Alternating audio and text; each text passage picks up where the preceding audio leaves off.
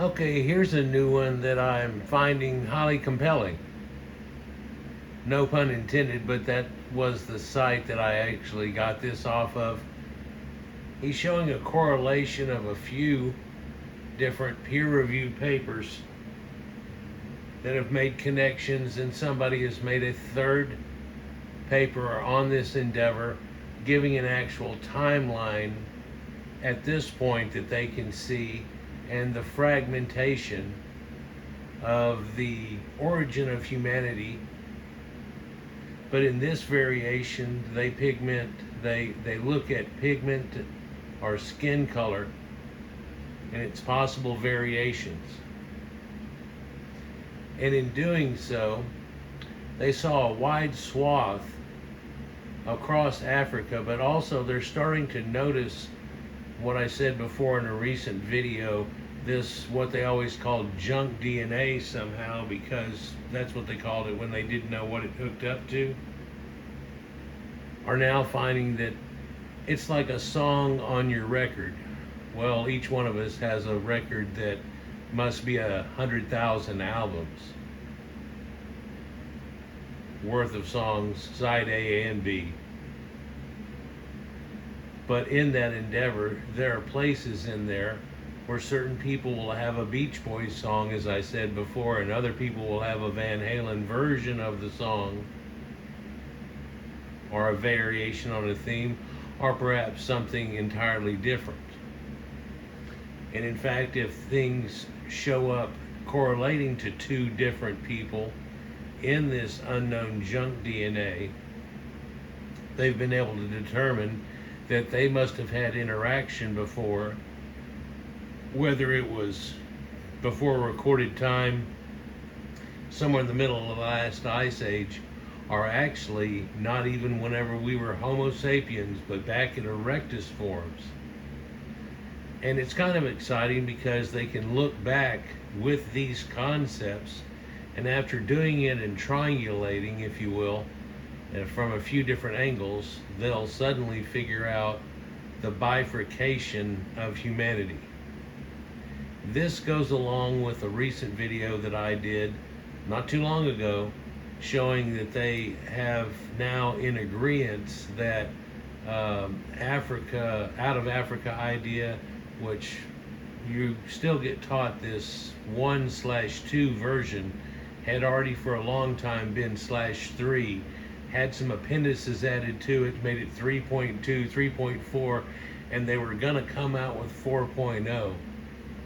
But after looking at a bunch of this data that they had all of a sudden, genetic-wise, they could tell because there are people that do not have any Beach Boys songs whatsoever, if you will,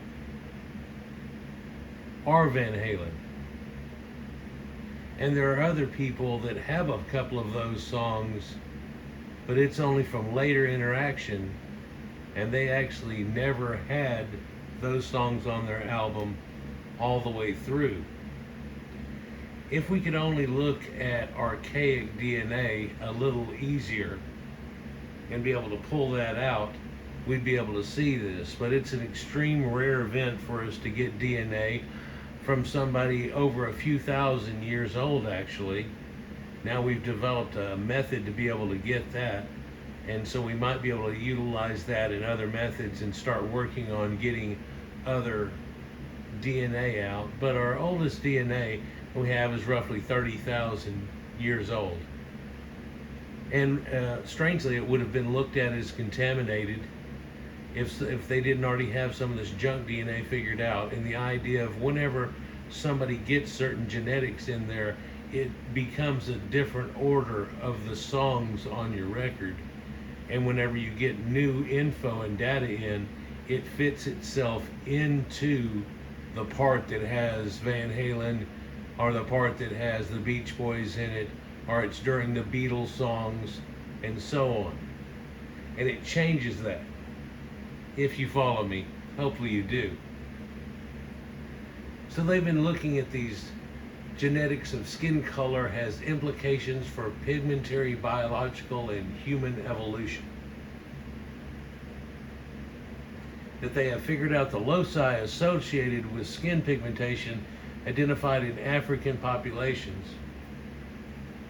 But in doing so, they find that, well, in a modern day, we know of these OCA2 variations and this one SLC 245A that gives extreme light pigmentation, is associated with light hair and things like that.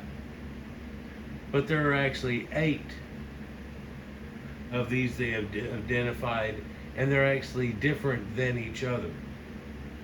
And this is one of the ways they've been able to prove that mankind has a total separate origin. There wasn't just one people, and then they started not hanging around with each other in groups, and one found their way out of Africa, and after seeing snow a couple of times, turned into Caucasian people. That's not actually how it worked. In fact, looking at the archaeological record shows you there are large variations. Even when we go back to a time of, say, Homo erectus, there's extreme variations, and even the recreations that they've been showing us for decades now show you that there are some people with kind of brushy hair, and there are some people that have straight hair, and different phenotypes in these people and stuff that had come out.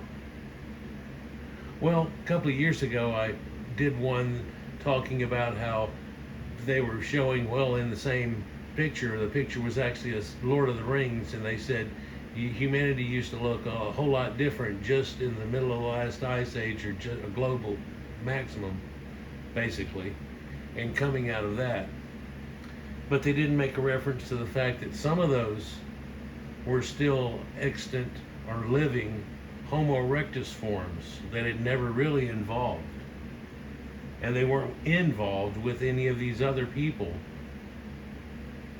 And at the end of the last ice age, we were left with few, if none. Well, there was an area in the Congo that never really got touched.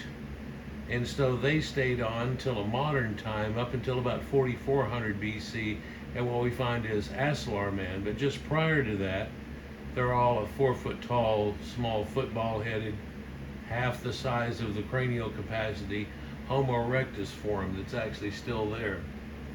So radically different than them showing you this evolutionary chart and the way a monkey starts walking upright and does all those things. And it's not linear, and it didn't happen to everybody at the same time.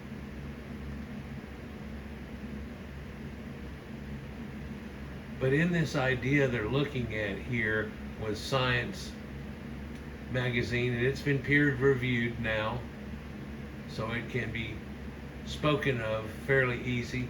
This gene study shows human skin tone is varied for over 900,000 years. This is kind of a follow-up to one that I did, 3.5, 4 years ago, out of the same magazine, showing you that they had found, well, it showed a picture on the first part of it as a Coalescent, but then they showed nilotics and how dark they are and other things that they had found some type of variations. We talked about it, and that got on some site somehow because it blew up, got over 45,000 views on it. It was pretty incredible. And I had a lot of Afrocentrics get in and start talking crap and everything. It was kind of hilarious. But this new gene variants that are shown to date back 900 to 1.2 million years ago are predating any human, actually. They're actually back at the point of Homo erectus. And they show that, well, each of these forms seems to have different variations of all of these modifiers that we have in our genetics that control skin variation. And they've also figured out some about hair variation too. And interesting in that, they showed that we now look at these certain ones like SLC 245A or whatever, and in that fact we actually find that there are people that don't have that have light brown hair, almost blonde and stuff too. So there's another variation that's been caught in that. Just like the light eye gene or blue eye gene, where they say, well, everybody has this same one now from a people that lived around the Black Sea area at one time, coming out of the end of the last ice age, which could be hooked up to Göbekli Tepe or so on, but they fibrated out, and you can find them in the people that started building the pyramids in Egypt with blue-eyed people there, Sumeria and so on. Really widespread after that point. But apparently we're all related to that guy. But yet all of the Western hunter-gatherers that we find the DNA of, like the idea they tried to roll out of Cheddar Man, which was a joke I did a video on recently again.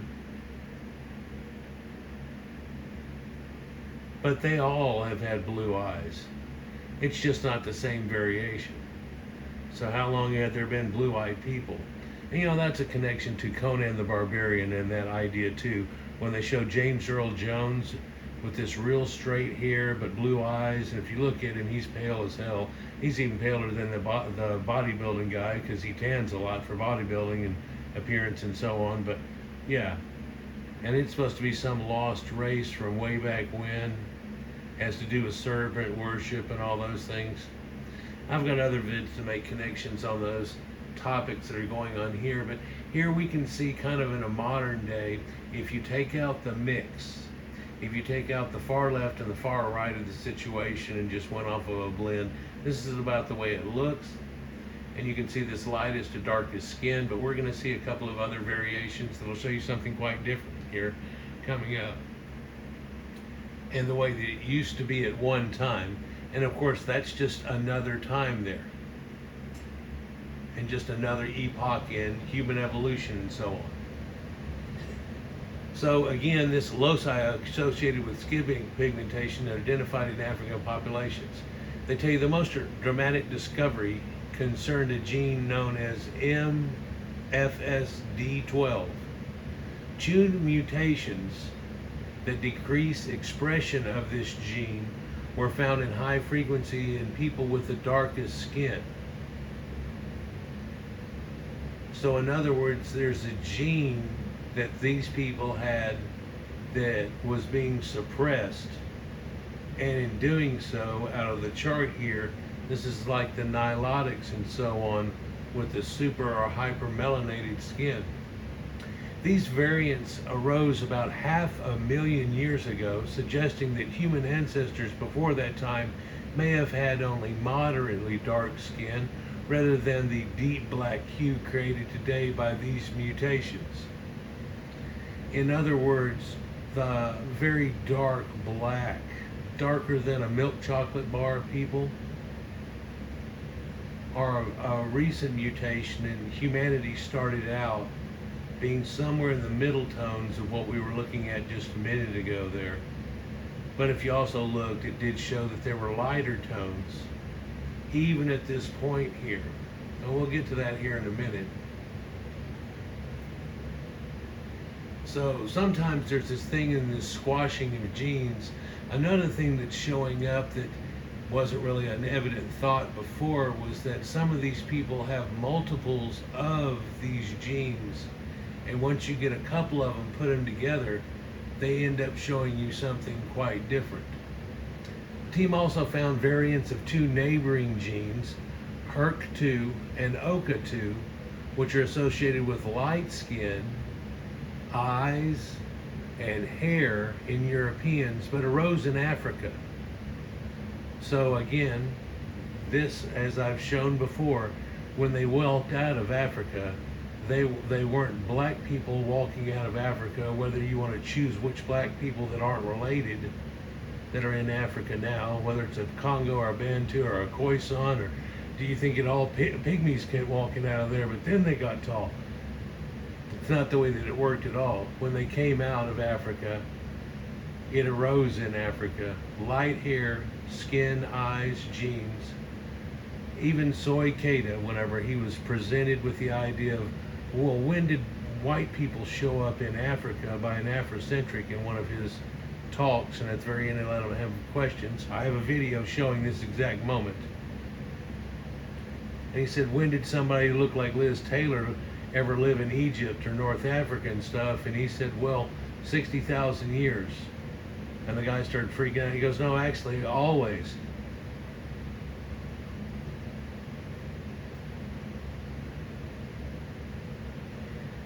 These variants are ancient and common in the light-skinned sand people.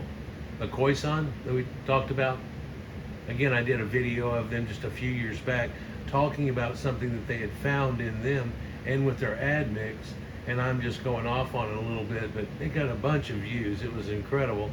The team proposes that the variants arose in Africa as early as 1 million years ago and spread later to Europeans and Asians. Many of the gene variants that cause light skin in Europe have origins in Africa, Tishkoff says. She's Sarnia Tishkoff, she's in a lot of these genetic articles. She's becoming well known as being someone who is on the know and finding out about human origins. To a lot of people, this is something extremely touchy subject because it always turns across, and somebody feels like if they say the word racist whenever you say something that's true, then that makes it all go away somehow. Well, if reality is racist, we're all in trouble. And then again, they've turned everything into trying to sound like it is. Therefore, when everything is, nothing really is it? So it tells you here, many of the gene variants that cause light skin in Europe have origins in Africa. The most dramatic discovery concerns genes known as this MD12. Two mutations that decrease expression of this gene were found in high frequencies in the darkest of skinned people, like nilotics or congoids. These variants arose about 500,000 years ago, suggesting that human ancestors before that time may have had moderately dark skin or even tan. The scale given here is an idea of 1 to 10, and 1 would be an albino and doesn't exist legally, so we go with 2, which is real ivory type of skin, all the way up to 10, which would be hyper-melanated even for a nilotic. And what we're looking at here is somebody who easily could have been 4 on the average or 3 on the average. Much lighter than the person we're looking at here because he's at a 6. And at a hyper-melanated or constant melanated state, much darker. But there are also variants they found with these 8 new variations that they have in skin coloration figuring out. And some do the yellow phenomelanin, some do the other, a brownish form of eumelanin, and the real black form of it. So they look at these variations too of what it's causing in people. And it's weird. It's like when you're mixing up paint and you just put a touch of blue in it to see if it'll turn it this way, and it just darkens it real bad. And you wonder why. Well, it's because you put a couple of these together and all of a sudden it hypermelanates. And they're saying that that didn't exist back, oh, well, they say 900,000 years in the paper this guy quotes out here. So pretty interesting that humanity kind of had a brown tone, about the color of the guy on the left, or a lot lighter. They even make mention in this thing where I got here that, well, most of the primates, regardless of hair color, have light skin below it. And we wouldn't expect anything different from humanity, especially if it didn't have a common exact one origin, where you'd have to get deviations out of that. Well, it looks like before we can even call them humans, there are wide variations that are shown here. And in fact, the one that's missing on it is the extreme light porcelain skin of a Swedish type person, or a Nordic as we think of them today, and a hyper-melanated black. That doesn't seem to exist, but also the extreme lightness doesn't seem to exist. Well, I'm Irish, and I'm sitting at about 2. Get out in the sun a couple more times, I'm going to be a 3 here. If I really played golf a lot, I get encroaching on looking like this guy that's here, but mine's more of a brownish and less red, I'd say, whenever it gets to that point. I mean, it literally gets to where I'm like, oh, you mean, remember Dean Martin? My dad looked at like him. Of course, my dad's Irish, so on, and he had that same type of look of extremely tanned type of appearance there, and then I get that same point if I stay out in the sun enough. The team also found variants of two neighboring genes, that HERT2 and OCA2, and those are associated with light skin in Europeans, but there's a lot of black tribes that have it, but then there's another thing that's suppressing it from showing up and being overridden. Again, like somebody takes and puts some blue dye in there, all of a sudden it goes jaw, and it just zots it off the scale to a dark pigmentation. Pretty interesting though. So 1,000,000 years ago and at least 500,000 years ago, here's something that kind of connects to fish and everything, and I have a connection to it too, to understand how the MFSD12 mutations help make darker skin. The researchers reduced expression of the gene in cultured cells, mimicking the action of the variants in dark-skinned people. The cells produced more eumelanin, the pigmentation responsible for black and brown skin, hair, and eyes, and so on. Doesn't necessarily do the yellow and everything. These mutations may also change skin color by blocking yellow pigments. When the researchers knocked out the MFSD12 in zebrafish, or what we know as lionfish, and mice, red and yellow pigments were lost, and the mice's light brown coats turned to gray color. Now, what's weird is that if you've ever seen these lionfish, there's a red volatile lionfish and there's a black volatile lionfish. And the red volatile lionfish quite often will have a little bit of yellow or even a little purple in his fins and so on going there. But they find whenever they knock it like this, it just turns him into a black volatile lionfish. So in other words, it doesn't color that point up. That just doesn't even show up anymore all of a sudden. It just goes to the black point that a lot of times is there mixed in with the reds and so on. You follow me? It just knocks it to a black and white photo. This new mechanism for producing intensely dark pigmentation is really the big story, says Nina Jablonski, an anthropologist at Pennsylvania State University in State College.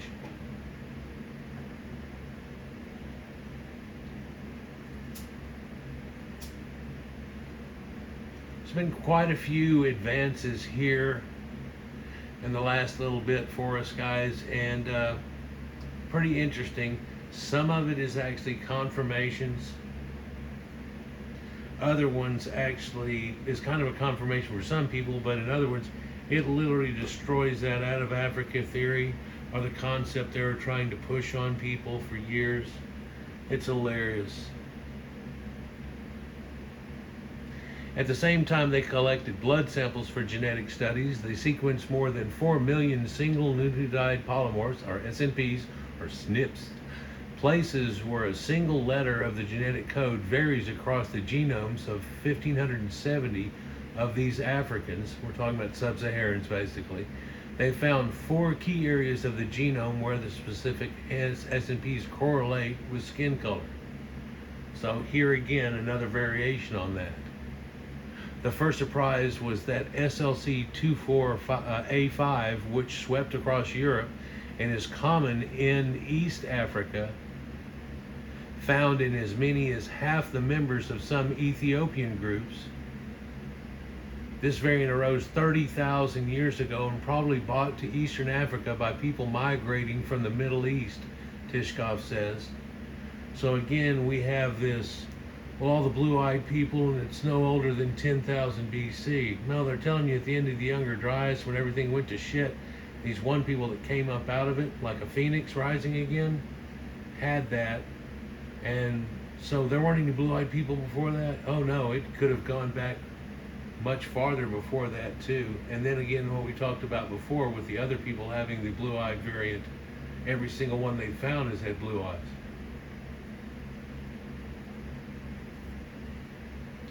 So how far does that go back?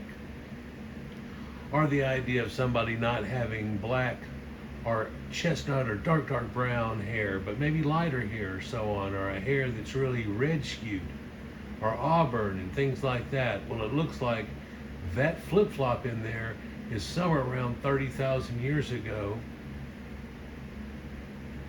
and that's the SLC24A5 variant, which is the porcelain skin variant. You still with me here? But though many East Africans have this gene, they don't have white skin, probably because it's just one of several genes that shape their skin color. In other words, they have another variant from admix, from something that has a darker form or one other form, and suddenly they all of a sudden have a darker skin like the guy on the left and looks somewhat Bedouin. Whenever the other people look like the people in Libya, and they don't really have that going on at all. Weird variants there, and the idea comes to mind of what we think of as Mediterranean type people, but that's not what we're looking at here on the left in any way, shape, or form. But you can get a few of these variants together on each other, and suddenly it darkens that paint real hard. It's pretty interesting. I'd like E7 to get a hold of this and run through it and see what she thinks about it all, but kind of excited whenever I saw this come out. Thought about trying to give her a call about it. Sometimes it's better if I leave it alone and then I go through and then she goes through also. So previous research on skin color genes fit that picture. For example, a depigmentation gene called SLC245 linked to pale skin swept through European populations in the last 6,000 years, or actually last 10. But Tishkoff team found that the story of skin color evolution isn't so black and white. In fact, there was no black. In fact, there was no real white way back when. So all the Caucasians listening now all get a free inward pass. Her team, including African researchers, used a light meter to measure the skin reflectance in over 2,092 people in Ethiopia, Tanzania, and Botswana. They found the darkest skin in the Nilo-Saharan pastoralist populations of East Africa, what we think of as talking about the Nubians, such as the Mersai and Surma, and the lightest skin in the San of southern Africa, as well as many shades between as the Aga people of Ethiopia. So they're talking about basically all sub-Saharan Africans here, because we all know in Egypt and all across North Africa there are a lot of people lighter than this. One that always comes to mind is the one that Chief X talked to, that was at a selling bin right there. He was selling sausages and sauces and things like that to people that were there in a market, and how light that guy is.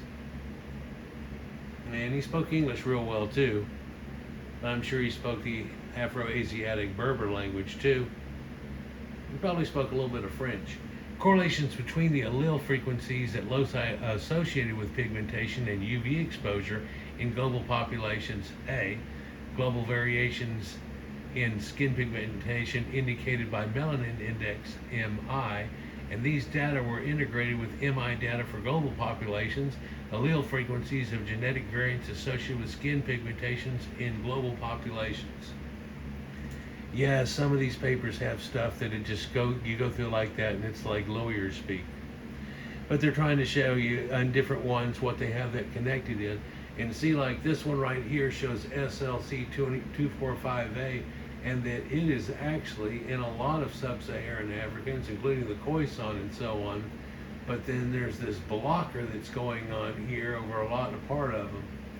I don't know if it strikes anybody here strange that whenever you hear that, oh, it was supposed to be because they were just on the equator, and you look at it, and the Khoisan are right there on the equator, and they have the lightest skin index of all sub-Saharans.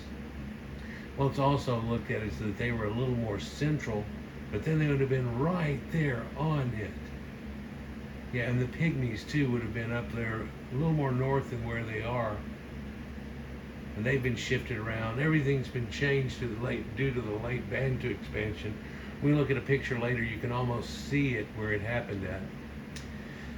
But what they're showing here is that some people have these SLC genes and so on, usually due to admix, and whenever they do, sometimes it's a suppressed thing, and other times it's not. So you'll see somebody that seems somewhat admixed, and other times you won't, whenever they're somewhat admixed as each other. So you can see here the variations and how it changes on all these graphs over here on the left, and its variations on a theme. So melanin distributions, histograms of melanin index computed from underarm measurements with a DSM color meters from individual populations.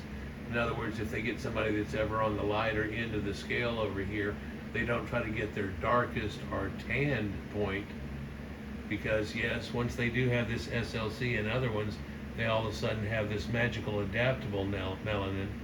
And so rather than getting them to pull down their pants and look at their white ass or their lighter colored area on their skin, they do it in their underarm area, because unless you've been hanging upside down with your arms out with the sun up at noon, you probably don't have any tan there. So looking at them, they find all these variations too. And this is another showing of, well, these people aren't even related. And it's not just in that, but you think, well, what is it? Is it they all have that same thing?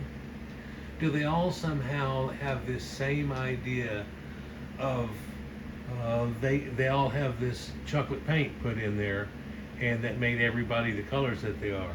No. In fact, some of those aren't even related whatsoever, even though they look like they have dark skin.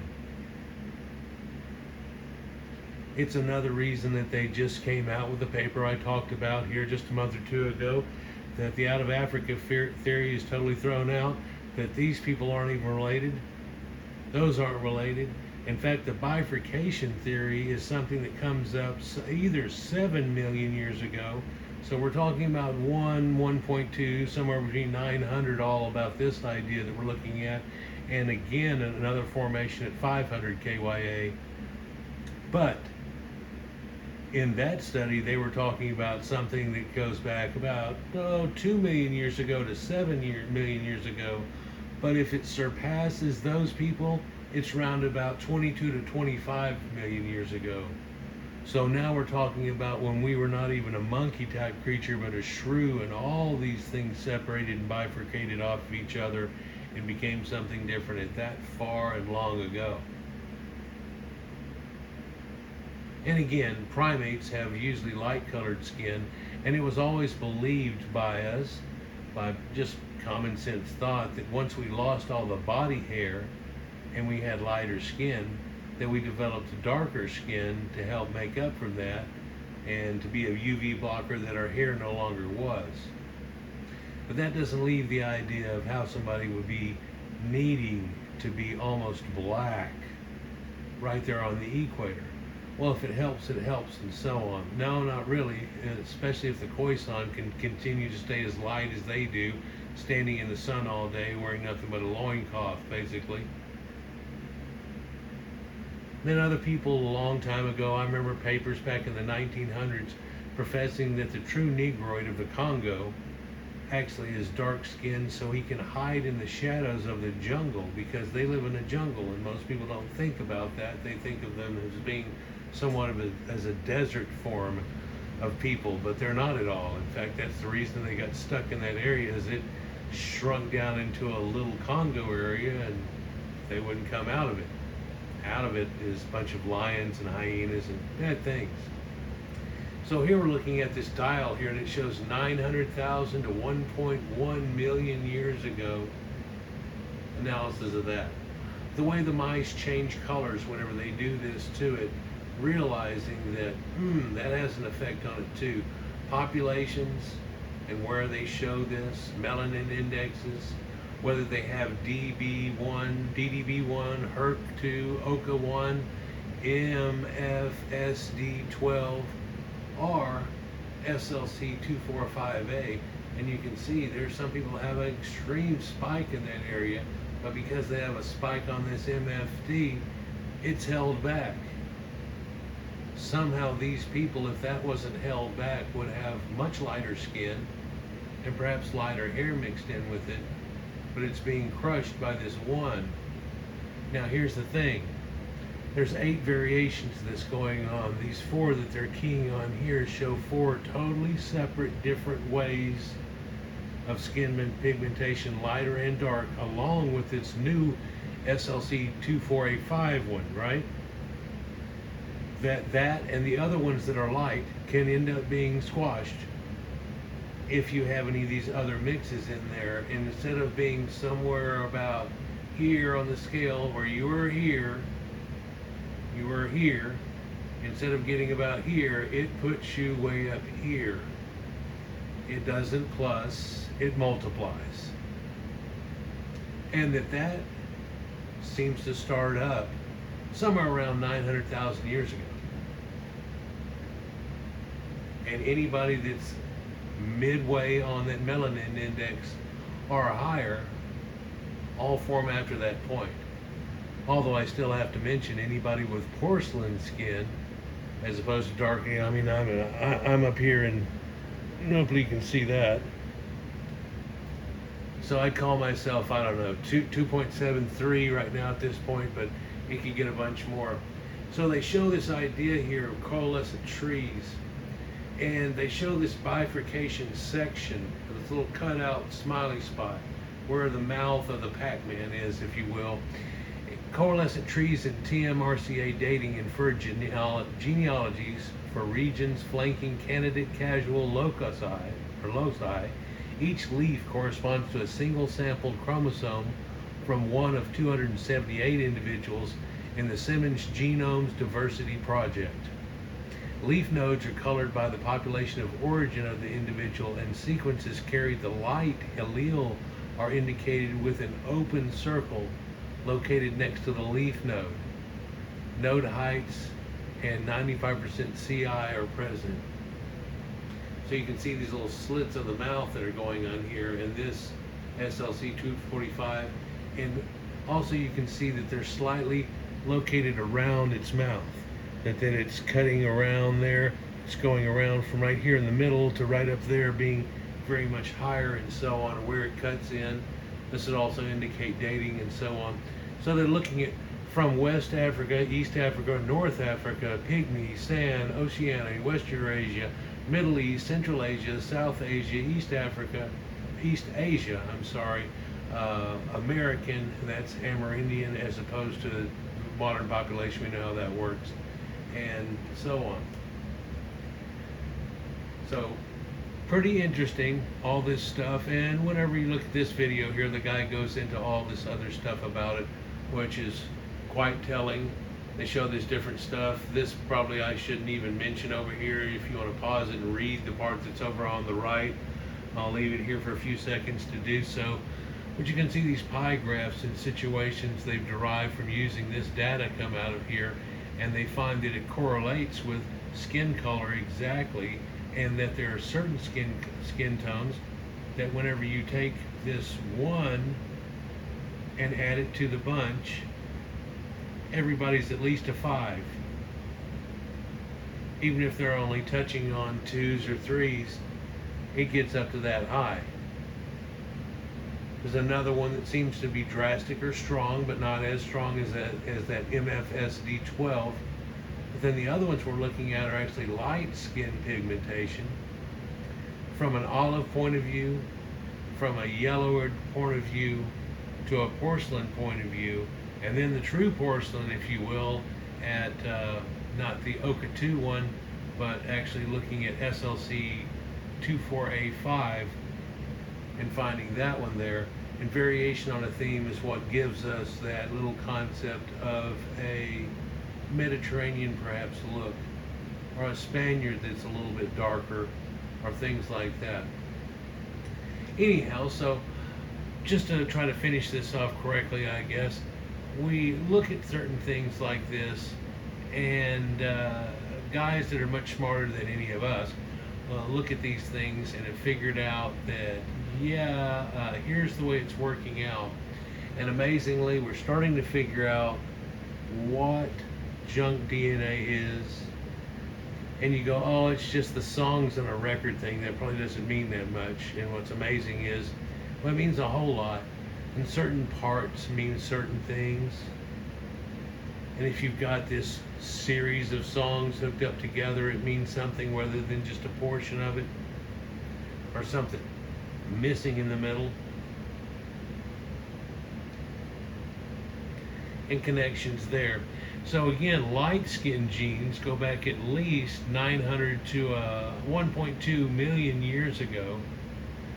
Dark skin, as far as hyper-melanated, doesn't seem to show up on our planet except for about this point.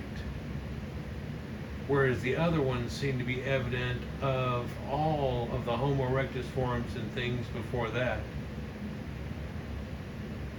I thought about it during this video doing something like, well, we'll just look up Homo erectus and I'll go to Google Images and click it. We'll look at 30 of them there and you'll be able to see somebody almost as light as me to something that looks more ape-like, usually more dark-skinned and so on. And there's a huge variation there. A lot of archaeologists know each variation and they call them by the location, like in Garobo or things like that, because they know what they're looking at when they're talking to each other, you know, like they're in the know. But that also shows us that some of these Homo erectus forms that we're looking at, that we just blanketly have been calling Homo erectus, really should be bifurcated a little bit more. And we might find when we do that there's, I guess, the true Homo erectus, then there's all these bifurcated names. We also noticed lately that they tried to take all the way back to something that looks like Homo erectus and call it human. Many of us believe that's because we're finding out that some of the people that are alive on the planet today are actually just hybrids of that and modern humans. Some of those happened in a much more recent time too. So when we look at the Congo area here being much different than these San type people that are all through the middle of Africa, or than the Congoids, or and even though these are real dark, and then these are real dark, even darker over here in the Nilotic area that goes on, that's not even the same signature on each one of those. But there's a radical difference. Strangely, when you look at Caucasians out here, there's not as much of a variation going on at all as there even is in Africa where it comes out. And that's where they talk about all the diversity that's there and so on, because anybody above this line about here that I'm on is all Caucasians. Well, there's mixed now, and then below that there's a mix too, but they aren't even related to each other too. So on one continent, can you find 6 different forms of humanity that aren't related? No, it's not. You could try to pretend we're trying to do that in America now, but no, that's not at all it. And if you take about 4,500 years off of it, that becomes a radically different thing too, doesn't it? Then if we take a few thousand years off that, it becomes different too. And when we get at the time of the Younger Dryas and the last Ice Age, which I still haven't put out this video about here, showing you there's an extreme bottleneck, especially in the Y chromosome of males that were there before and still exist after the Younger Dryas event. So we talk about, we lost saber-toothed tigers, mammoths, and this, that, and the other, and 54 other animals. No, it's not. We lost a good portion of humanity there. We're the ones that made it out of this weird conglomerate of humanity that was there, that if there wasn't a Younger Dryas event that really struck right on then, we'd be looking at a totally different world here.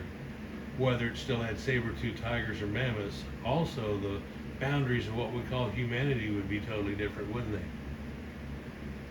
Anyhow, let me know what you think down below. But I did a video on this, a couple of years ago, and I showed a picture, which I swear they showed in this. Let me see if I can get to it and see if I can show you. Well, this is where hominids roamed and where Neanderthals were and where Denisovans were. And what's crazy is there's so much overlapping that's there. But that's not what really I'm trying to get at. Whenever I did this other video, again, 900,000 KYA, if you will, 1.1 million. A Khoisan, but he's a mixed Khoisan. They even show later in the thing where they have mixed Khoisan and non-mixed Khoisan. Well, the Khoi and San are mixed against each other too. Yeah, they're already admixed people too, but they were actually a defined separate species going on here. But now Bantu got in there and finally found them through the Bantu expansion. And like what you see here where it goes black, where they were really over here where my point is, and then they ran through over, and instead of going over to Egypt, they ran over and down to South Africa, and then back up over here into the corner of the Horn area, and so on. A little different there, but lightest to darkest on skin across here from the bottom, and you can see that North Africa and where that looks at. But you know, a lot of that's having to do with sun tanning and so on. And you could say, well, these people down in Florida get a lot more tan than these people up in New York. It makes simple sense.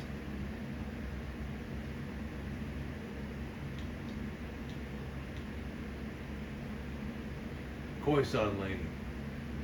You can see she's a whole lot lighter than a lot of what we consider blacks, but in blacks in America, this is pretty common now because of all the admix that they're pushing around to each other. There's a lot that are darker than this, of course, and there are a lot that are lighter than this too.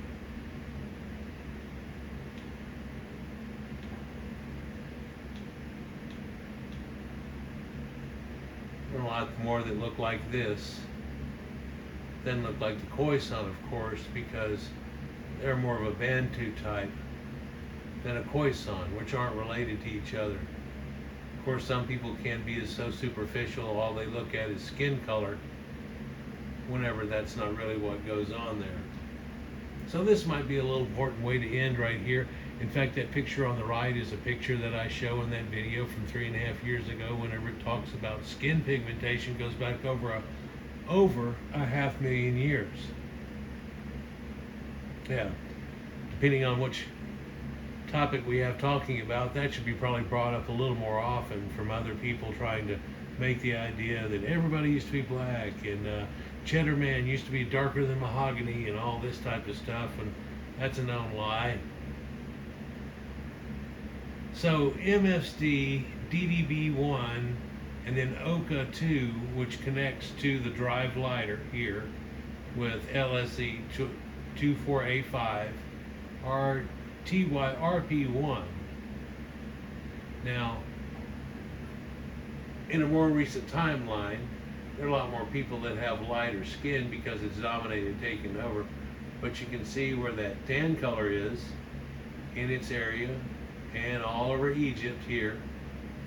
And then North Africa being extremely light skinned, the lightest on their shades.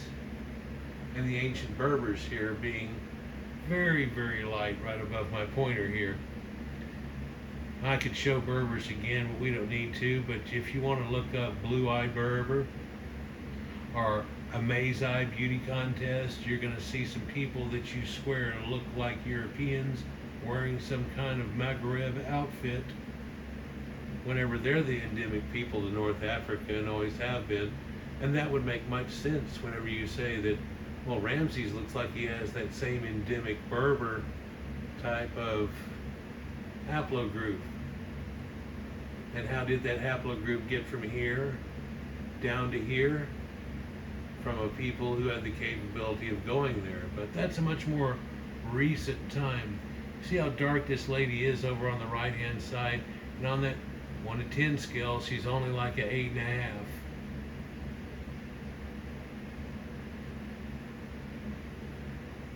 But that dark black skin, it's not the origin of humanity. And they want to believe now that maybe it popped up whenever people were around the equator to make up for the fact when we lost the hair on our body that used to change it off of it. But there are, though it's rare, primates that actually have black skin underneath the hair. You would know it, but gorillas, because you can see their face and their hands and so on like that, they are.